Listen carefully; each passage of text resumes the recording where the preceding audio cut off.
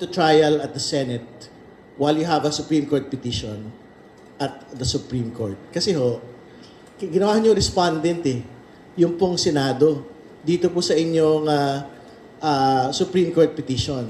Katawa-tawa po yun na pupunta ho kayo to present your defense at trial samantalang kina-question po ninyo yung kabuuan po ng proseso. Yung pong House impeachment proceedings, kina-question ho nila. Yung consequence po ng House impeachment proceedings is also going into the Senate. Hindi ba? So paano ho kayo magpapakita ron, questioning the proceedings while also wanting to present your evidence there?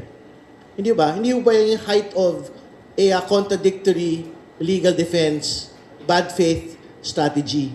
Hindi ba? So, ang challenge to the defense panel of the Vice President, dapat bago sila magpakita sa trial at the Senate, dapat i-atras na ho nila yung pong Supreme Court petition ho natin para mag-usap-usap tayo doon, maglaban ho tayo.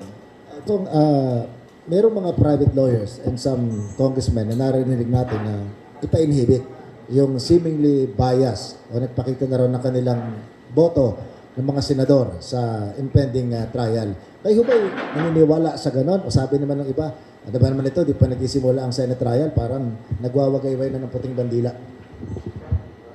Alam po ninyo, ang mas mahalaga po talaga sa trial, mailatag po yung ebidensya.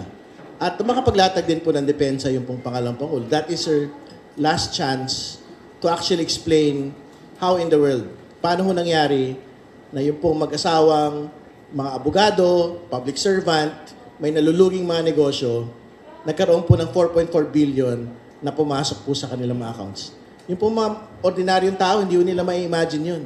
Sobrang layo ho ng bilyon sa milyon. Hindi ba? At yan po yung pagkakataon nila. Hindi ako pabor na magpa-inhibit. Let the senators participate in trial, ask the questions, and I'm quite certain yung pong mga prosecutors and the defense will be able to answer the questions po of the senator judges during trial. Kung nabanggit nyo, malaki ang pagkakaiba ng 1 million sa 1 billion. Nag-mental calculation ako. Yung 1 million, pag gumas ka ng 1 million isang araw, ubos na pagdating ng alas 5 ng hapon. Yung 1 billion, halos 3 taon na araw-araw kang gagastos ng 1 million bago maubos ang 1 billion. So yung 6 billion, ay dito, 100 taon po yun, na araw-araw kang gagastos ng 1 million. Mahalaga pong ilatag din natin yung konteksto. Ang sabi ho nila, nung pong, pag-usapan lang natin 2022 to 2024, kasi yun lang yung panahon na sila daw po ay pangalawang Pangulo. O di pag-usapan ho natin yung 2022. Particularly dun sa AMLAC report. In 2022, meron pong outflow na 40 million mula po doon sa mga accounts po na mag-asawang Duterte Carpio. So ano ibig sabihin nun? Ang salin po nila, mga 70 million lang. Wala naman ho nakalagay sa salin doon na mga bagong purchases ng property na ganun ho kalaki. So saan napunta yung 40 million?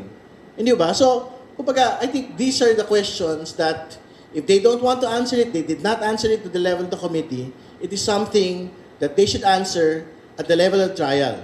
But again, they cannot go to trial for as long as there is a petition in the Supreme Court.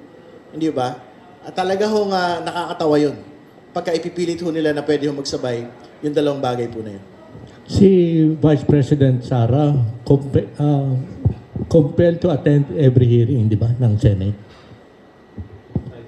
Hindi siya pwedeng Nagbanggit na ho si Senator Lacson dyan. I think yung pong pagkakabanggit niya, they will compel her, but ultimately, it is still her choice. I think that is how she, that is how he actually described it.